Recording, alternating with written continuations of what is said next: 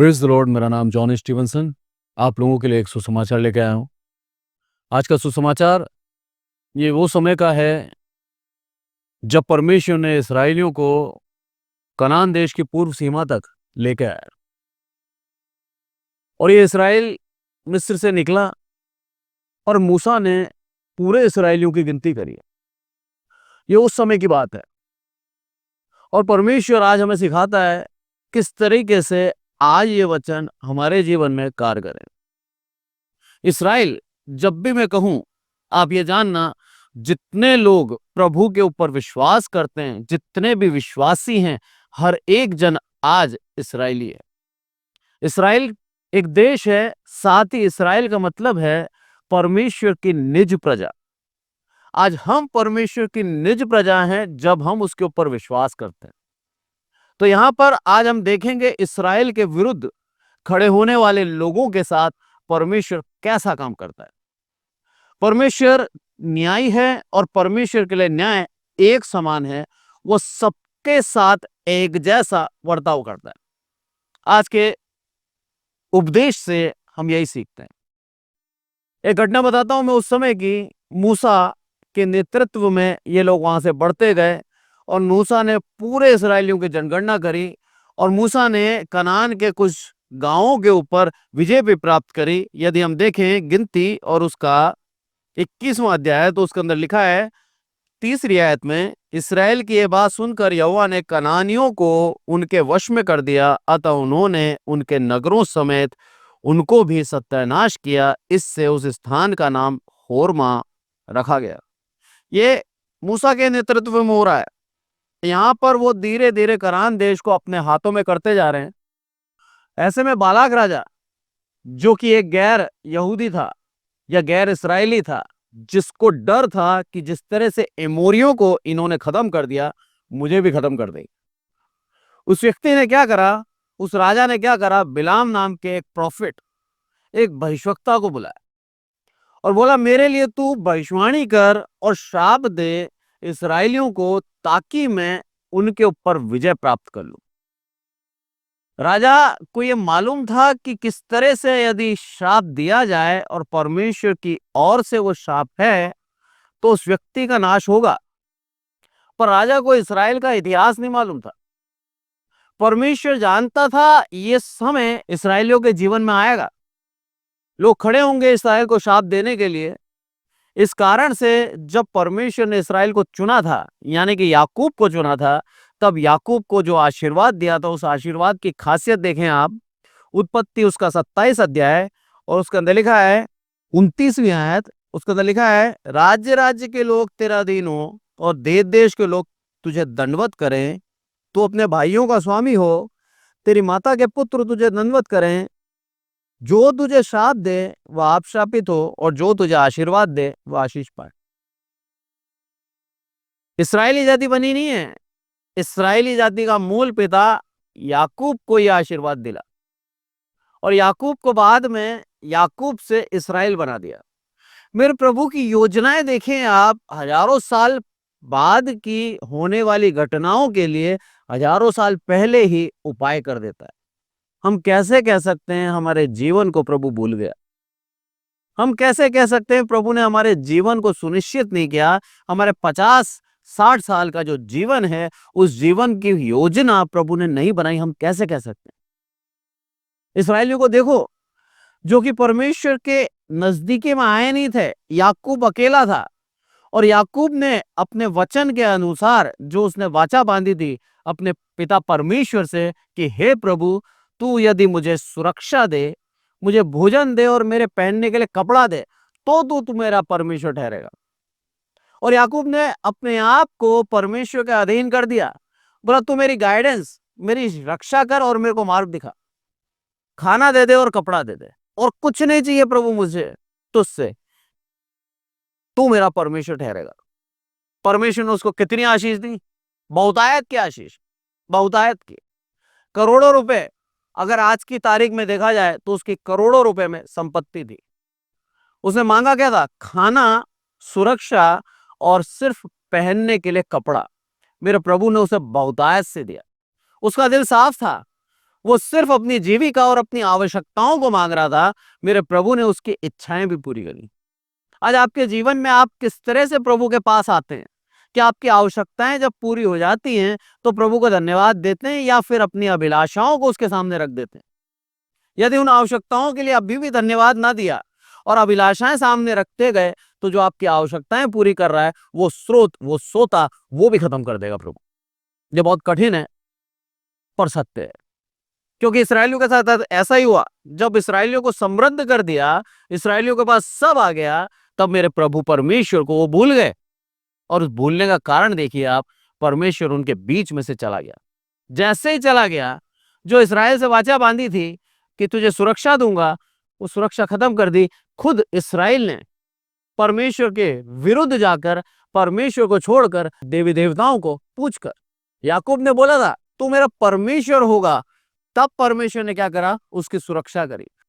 यहां पर इन लोगों ने ईश्वर ही बदल दिया। अब उस महान परमेश्वर की जगह एक निर्जीव वस्तु रख दी। जो एक जीता जागता प्रभु था, जो सुनता था, इनके मध्य रहता था, उसका तेज या अनुभव करते थे, आज उसकी जगह देवी देवताओं को पूजने लगे, घृणित जानवरों की प्रतिमाएं बनाने लगे, घृणित पशुओं के सामने ये लोग धूपबत्ती करने लगे। इस कारण से मेरे प्रभु का तेज उनके बीच में से चला गया, और जैसे ही चला गया, सारे के सारे इस्राएली बंधुआई में आ गए। ये वो समय है जब इस्राएल राजाओं के अधीन था।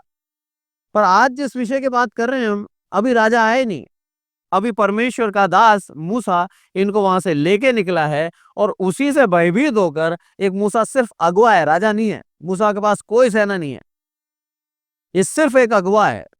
परमेश्वर ने इसको एक उद्धार करता है, एक रिडीमर के रूप में चुना, और सारे इस्राएलियों का उद्धार करा के लेके आया है। और यहां पर उससे डर रहे हैं, क्योंकि इनकी जनसंख्या लाखों में, और बालाक डरने लगा। उसने बिलाम को बुला लिया, जो कि एक गैर यहूदी था, गैर इसराइली था। उसको बुलाकर उनसे ये चाहा कि तू क्या कर, मेरे लिए शाप दे। इसराइली मीन्स हर एक विश्वासी जो प्रभु यीशु मसीह पे विश्वास करता है। हर एक विश्वासी के विरुद्ध में कोई भी बोलेगा आज भी, तो मेरे प्रभु का वो वचन जो हजारों साल पहले कहा गया था कि जो कोई तुझे शाप दे वो शापित हो, और जो कोई तुझे आशीष दे वो आशीषित हो। आज भी कोई हमें अगर श्राप देता है तो आप घबराएं ना, परमेश्वर के वचन के अनुसार वो खुद श्रापित है। आप सिर्फ ये बोलें कि मैं मेरे प्रभु यीशु मसीह का पुत्र और पुत्री हूं, मेरा प्रभु मेरी रक्षा करता है। और जैसे याकूब ने कहा था, ऐसे आज भी मेरे प्रभु से ये वरदान मांगे कि हे प्रभु तू मेरी रक्षा कर, मुझे रोटी दे, मेरे को पहनने के लिए कपड़ा दे, मैं तेरा धन्यवाद नित्य करता रहूंगा, मैं तुझे परमेश्वर करके मानूंगा। प्रभु आज यही चाहता है हमसे। जब बालाक ने बुलाया तो बिलाम ने क्या कहा, उसको उत्तर हम देखेंगे। यहां पर हम देखते हैं 18वीं आयत, गिनती 22 और उसका 18, उसके अंदर लिखा है, बिलाम ने बालाक के कर्मचारियों को उत्तर दिया, चाहे बालाक अपने घर को सोने चांदी से भरकर मुझे दे दे, तो भी मैं अपने परमेश्वर यहोवा की आज्ञा को पलट नहीं सकता कि उसे घटाकर या बढ़ाकर मानूं। कैसी बात है ना। परमेश्वर ने इसराइलियों को निज प्रजा करके ठहराया था। यहां बिलाम बोर का पुत्र है, गैर इसराइली है, पर परमेश्वर की उपासना, परमेश्वर के लिए वेदी पे बलिदान चढ़ाता है, और मेरा प्रभु इससे प्रसन्न है। इसको भविष्यवाणियां दे रहा है, इससे बातें करता है, खुली आंखों से दर्शन करता था यह बिलाम। ये चीज दर्शाती है कि उस समय भी मेरे प्रभु को, अन्य जाति यदि प्रभु को ग्रहण करे, तो मेरे प्रभु को कोई परहेज नहीं था उनको पास में लाने के लिए। प्रभु उनको भी अपने पास, अपनी प्रजा में जोड़ लेता था, भले ही वो इसराइली ना हो। प्रभु की दया है ये।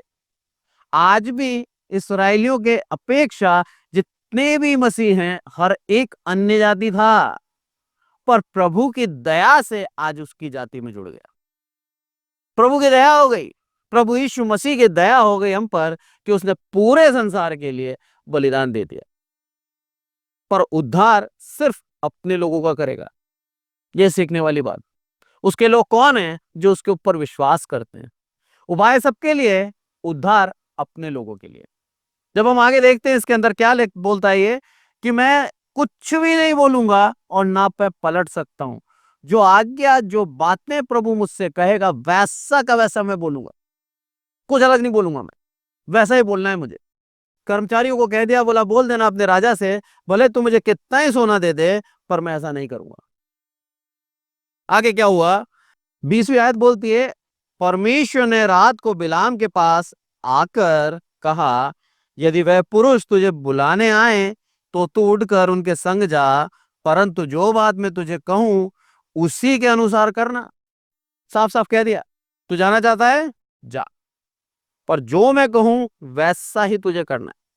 अब 23वें अध्याय में आते हैं और वहां पर देखते हैं बिलाम ने 7 वेदियां बनवाई, 7 मेढ़े और 7 बछड़े तैयार करवाए उसके ऊपर बलिदान करने के लिए, और परमेश्वर को पुकारा, बलिदान करता है, वेदी के पास खड़े रहने के लिए बालाक को कहता है और बोलता है कि अब मैं परमेश्वर से बात करूं, मेरा परमेश्वर क्या चाहता है मुझसे, जो परमेश्वर कहेगा वही होगा। कैसी बात है। बिलाम को उस आशीर्वाद के विषय में मैं समझता हूं नहीं मालूम था, क्योंकि ये इस्राएली नहीं था। अगर ये इस्राएली होता तो इसको मालूम होता, और ये ऐसी मूर्खता नहीं करता प्रभु से पूछने के लिए कि हे प्रभु तू मुझे बोल और मैं इस्राएल के विरुद्ध बोलूं, क्योंकि गैर इस्राएली था। इसलिए बिलाम को मालूम नहीं था परमेश्वर ने इस्राएल की उत्पत्ति से पहले इस्राएल को वो आशीर्वाद दिया था कि कोई इसको श्राप ना दे सके। आज आपको प्रभु प्यार करता है, इसीलिए आपके चारों तरफ ये बाड़ा बांध रखा है। कोई आपको श्राप नहीं दे सकता, कोई आपके लिए कुछ गलत नहीं कह सकता, कोई आपको बद्दुआ नहीं दे सकता। वो बाड़ा बांध रखा है आपके चारों ओर। उस परमेश्वर के वचन के आधार पर आज भी हर एक मसीह जो मेरे प्रभु यीशु मसीह पे पूर्ण विश्वास करता है, जो कि विश्वासी है, उसके चारों तरफ आज भी बाड़ा है। दुश्मन चाहे जो भी कह ले उसी के ऊपर बीतेगा, आपके ऊपर नहीं बीतेगा। मैं एक उदाहरण समझाता हूं। मेरे पिता एक इवेंजलिस्ट थे, वो प्रेयर के लिए जाते थे, और एक व्यक्ति ने उनसे कहा, बोले ये साल तेरे जीवन का आखिरी साल होगा, तू मर जाएगा। अब आप देखिए परमेश्वर का न्याय है। वो साल मेरे पिता का आखिरी नहीं था, वो साल उस व्यक्ति का आखिरी था जिस व्यक्ति ने मेरे पिता को बद्दुआ दी थी, श्राप दिया था। ये बात सिद्ध होती है कि परमेश्वर का वचन जो हजारों साल पहले जो कहा गया था, वो आज भी वैसा का वैसा काम करता है। इसीलिए मेरे प्रभु के लिए कहा गया है, तू कल आज और युगानुयुग एक सा है। प्रभु एक सा है। जो कह दिया उसने, उससे वो कभी नहीं पलटता। जो आशीष उसने दे दी, वो आशीष दे के वापस लेता नहीं है। उसके लिए वचन में कहा है कि परमेश्वर मनुष्य सा नहीं है जो कह के बदल जाए। मनुष्य कह के बदल जाता है, मेरा प्रभु कह के नहीं बदलता। यह सच्चाई। प्रभु हमसे चाहता है कि हम भी उसके स्वभाव को अपनाएं। पौलुस बोलता है अपने वचन के अंदर कि हम भी उसके स्वभाव को अपनाएं और वैसे ही हो जाए जैसा वो है। आत्मिक उन्नति की चाह करें, ना कि आर्थिक उन्नति के लिए। यहां पर बिलाम ने उसके शान शौकत देखी, यहां पर बिलाम ने उसके उपहार देखे, और सब कुछ देखने के बाद उसकी इच्छा हो गई कि हे प्रभु मेरे मुंह से कहना ही तो है, मैं कह देता हूं और ये सब कुछ मेरा हो जाएगा। धन की लालच, ये लालच ने बिलाम के प्राण हर लिए। उसको मालूम नहीं था कि ऐसा होने वाला है। उसको मालूम नहीं था कि मैं जो सलाह दूंगा उस सलाह से मेरा परमेश्वर नाराज हो जाएगा और मैं अपने प्राणों को खो दूंगा। अब आप देखिए, ऐसा कौन मूर्ख पुरुष होगा जो धन प्राप्त करने के लिए अपने जीवन को खो दे, अपने प्राण खत्म कर ले। वो धन किस काम का कि वो उसका भोग, उसका इस्तेमाल नहीं कर पाया। वो बिलाम के साथ ऐसा ही हुआ। बिलाम ने 3 बार कोशिश करी, तीनों बार जगह जगह उसने वेदी पर 7 वेदी और 7 बार बलियां चढ़ाई, एक एक बछड़ा, एक एक मेढ़ा, यानी कि आप सोच लीजिए 42 जानवर उसने खत्म कर दिए, ये सोचकर कि एक बार मेरा प्रभु मेरी तरफ बोलेगा। और जब हम यहां पढ़ते हैं, सारी बार, तीनों बार उसने श्राप के बदले आशीष दी उनको, हर बार।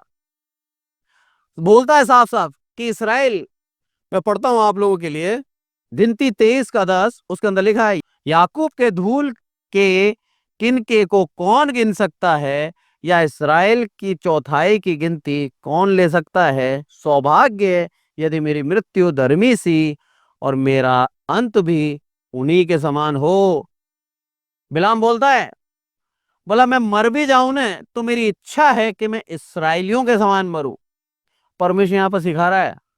और क्या बोलता है, इसराइल की गिनती कौन कर सकता है। धूली के कण के समान है इसराइली, और 1/4 की गिनती कौन कर सकता है। अब आप यहां देखिए, वहां साफ कह रहा है इसराइल के 1/4 की गिनती कौन कर सकता है। 1/4, यदि प्रभु यीशु मसीह के जन्म की बात करूं मैं, तो प्रभु यीशु मसीह के जन्म के समय इसराइल में मात्र 1/4 भाग के ऊपर यहूदा का राज्य था, बाकी पूरा इसराइल दूसरे संभाल रहे थे। देखिए आप, कितने समय पहले भविष्यवाणी करी गई, कितने समय पहले। मेरे प्रभु की महानता देखिए आप, सब कुछ बता देता है, सीखने वाला समझने वाला चाहिए बस। और वो सीखने और समझने का ज्ञान भी मेरे प्रभु का आत्मा ही देता है। मैं यहां पर देख सकते हैं आप, साफ कहता है वो कि 1/4 की भी गिनती कौन कर सकता है। अंत में हेरोदेस राजा का जो राज्य काल था, जो राज्य का शासन का एरिया था, वो इसराइल का 1/4 भाग था बस, और पूरा इसराइल जा चुका था। इनके अधर्मों के कारण, इनके बैर के कारण, इनके परमेश्वर से बैर के कारण, इनको परमेश्वर को त्याग कर अन्य देवी देवताओं को पूजने के कारण। यहां पर हम जब सीखते हैं, उसके अंदर एक ही चीज सीखते हैं, आज भी यदि कोई हमारे विरुद्ध है तो उसके लिए प्रार्थना करें कि हे प्रभु, इसको सद्बुद्धि दे, इसको एक सच्चा ज्ञान दे। ये नहीं जानता ये खुद का दुश्मन हो रहा है। ये आज बड़े बोल बोलकर खुद के ही प्राण की हानि उठाएगा। बिलाम ने यही करा, बड़े बोल बोले। 25वें अध्याय की अगर पहली 2 आयत तो पढ़ूं मैं, उसके अंदर लिखा है, इसराइली शीमित में रहते थे और वे लोग मोआबी लड़कियों के संग कुकर्म करने लगे। जब उन स्त्रियों ने उन लोगों को अपने देवताओं से यज्ञों में नेवता दिया, तब वे लोग खाकर उनके देवताओं को दंडवत करने लगे। यों इसराइली बालपोर देवता को पूजने लगे। तब यहोवा का कोप इसराइल पर भड़क उठा और यहोवा ने मूसा से कहा, प्रजा के सब प्रधानों को पकड़कर यहोवा के लिए धूप में लटका दे, जिससे वह भड़का हुआ कोप इसराइल के ऊपर से दूर हो जाए। तब मूसा ने इसराइल के न्यायियों से कहा, तुम्हारे जो जो आदमी बालपोर के संग मिले हैं उन्हें घात करो। यहां पर हम सीखते हैं कि मेरे प्रभु की इच्छा के विरुद्ध जाकर जब हम काम करने लगते हैं, तो हम हमारे जीवन के अंदर वो गलतियां कर देते हैं जो गलतियां प्रभु नहीं चाहता। प्रभु की इच्छा यही है कि हम आशीष पाएं। प्रभु की इच्छा यही है कि हम उसकी राह पर चलें।